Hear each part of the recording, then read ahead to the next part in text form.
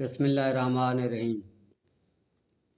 روحانی اسکالر شاہ حسین چینل سننے والوں کو شاہ حسین ابن 18 سالہ کی لکاش کی طرف سے السلام علیکم۔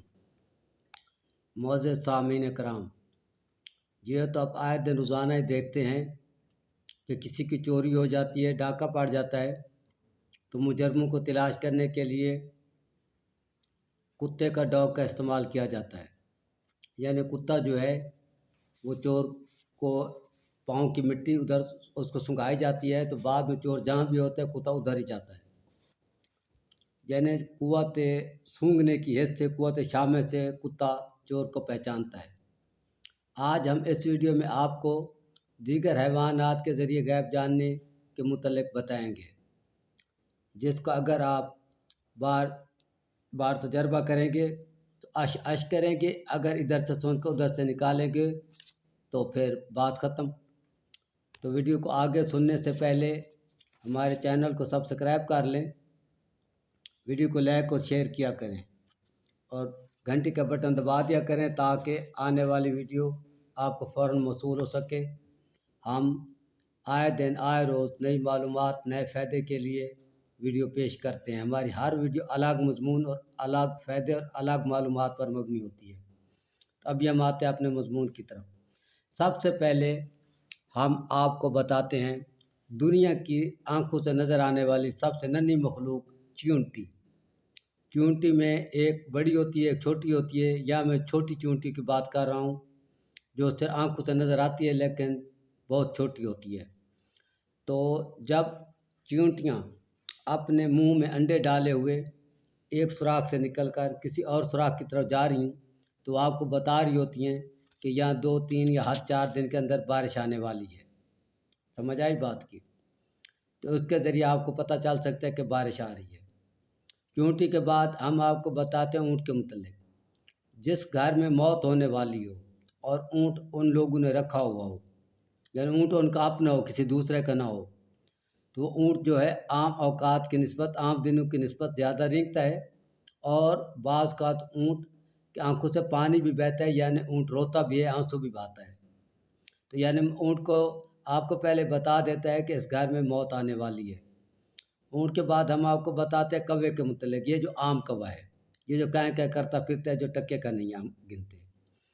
تو کوا جو ہے اس کی جیسے انسان کی مختلف بولیاں ہیں، اسی طرح حیوانات بھی مختلف لہجے میں بات کرتے ہیں ایک دوسرے سے اور خود سے بھی۔ تو کوا ایک مخصوص زبان میں جب آپ کے مکان پر یا آپ کے گھر کے اندر کسی درخت پر بیٹھ کر کہیں کہیں کرتا ہے تو اس وقت کوئی نہ کوئی 2 دن کے اندر مہمان آتا ہے۔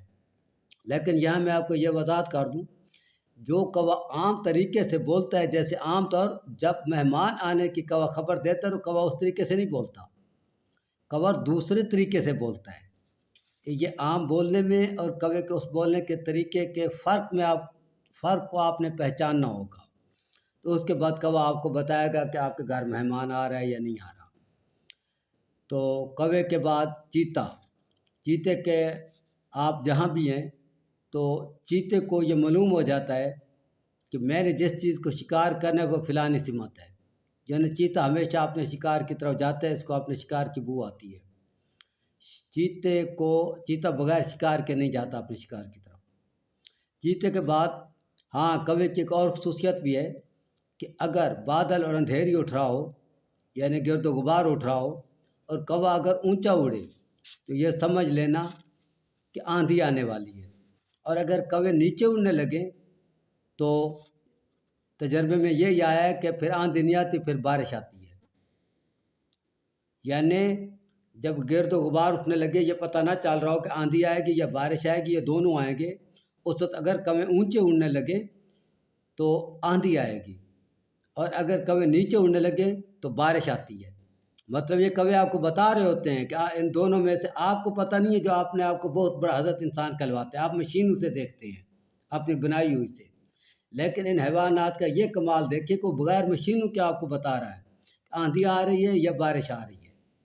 اونٹ بغیر مشینوں کے بتا رہا ہے کہ آپ کے گھر میں موت آنے والی ہے۔ ابھی ہم بتاتے ہیں آپ کو مرغے کے متعلق۔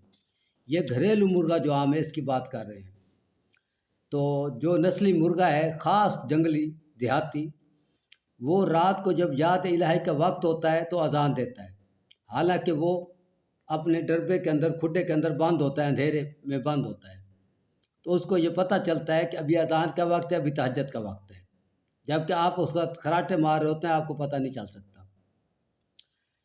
تو مرغے کے بعد الو جہاں جس مکان پر آ کر زیادہ بولتا ہے، الو یہ بتاتا ہے کہ تمہارے میں گناہ گاری زیادہ ہو گئی ہے، تمہارے دیکھنے میں تم فرشتے ضرور ہو لیکن تمہارے میں گناہ گاری زیادہ ہو گئی ہے، اس لیے یہ جگہ ویران ہونے والی ہے، تم یہاں سے چلے جاؤ۔ تو ایسی صورت میں اگر آپ اپنا تان مان دھن فیس بلا قربان کر دیں گے اور اپنے گناہوں سے توبہ کریں گے اور سجدے میں پڑ جائیں گے تو آپ کا گھر آباد رہے گا، ورنہ کئی گھر برباد ہوتے دیکھے ہیں۔ امید ہے کہ میری آج کی ویڈیو آپ کو پسند آئی ہوگی۔ اگلی ویڈیو تک اللہ حافظ۔ کسی اور ویڈیو میں مزید حیوانات کے متعلق بھی بتائیں گے۔ اللہ حافظ۔